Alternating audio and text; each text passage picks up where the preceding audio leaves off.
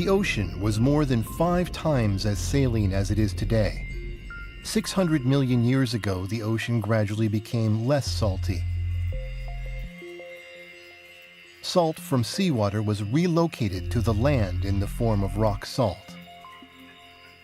Decreasing sea levels made this possible through more exposed land. Even if seawater rose again high enough to reclaim the rock salt, most of it had become inaccessible, encased in sediments.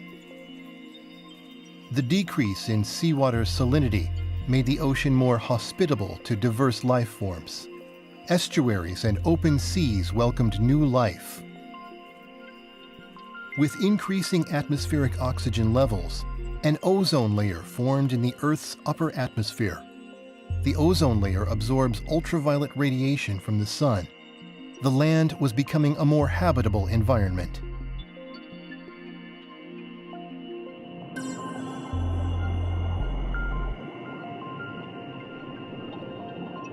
Algae was the first life form to transition out of the water onto the challenging land environment. This is why algae evolved before animals did.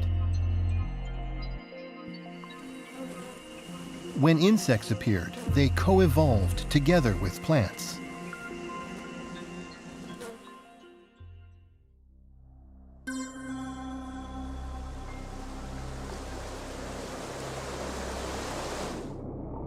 Appearing during the Cambrian explosion, fish were the first of the vertebrates, animals with backbones. Fish are the oldest vertebrate ancestors of us humans.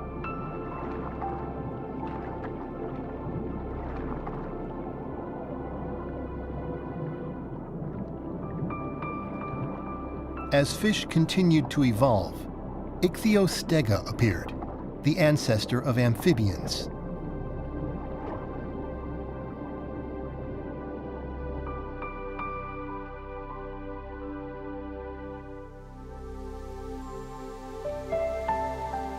Plants flourished, producing free oxygen through photosynthesis, providing the atmosphere with 1.5 times as much oxygen as it has today. Long after, the remains of these plants would become sedimentary coal. That coal would help fuel the remarkable breakthroughs for human civilization that started with the Industrial Revolution.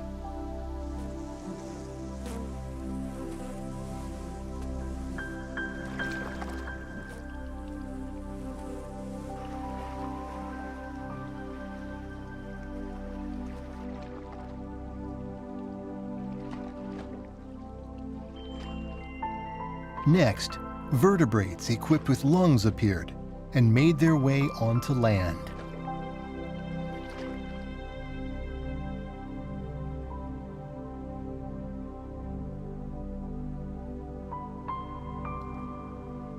The tree of life evolved, branching from fish to amphibians to reptiles and then dinosaurs and mammals, and eventually to humans. This guy hasn't found out about all that just yet.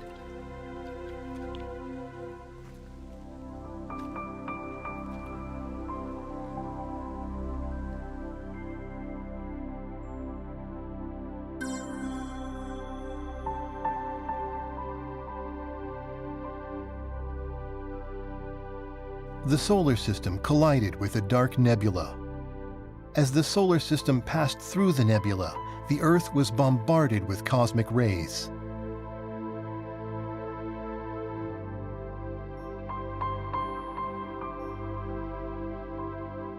The Earth entered yet another frozen age.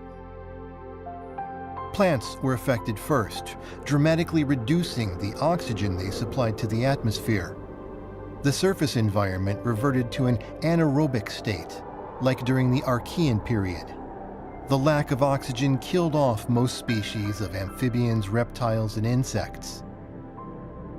Life managed to continue evolving, but faced another big challenge.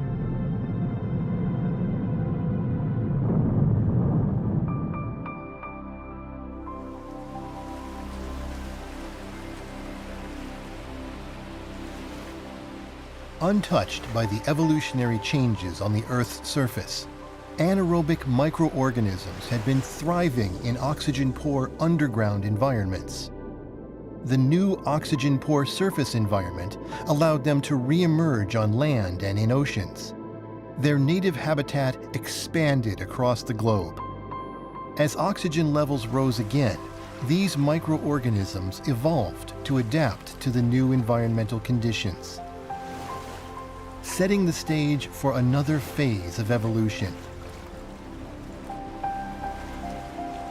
The emergence of new creatures that would evolve into humans was close at hand.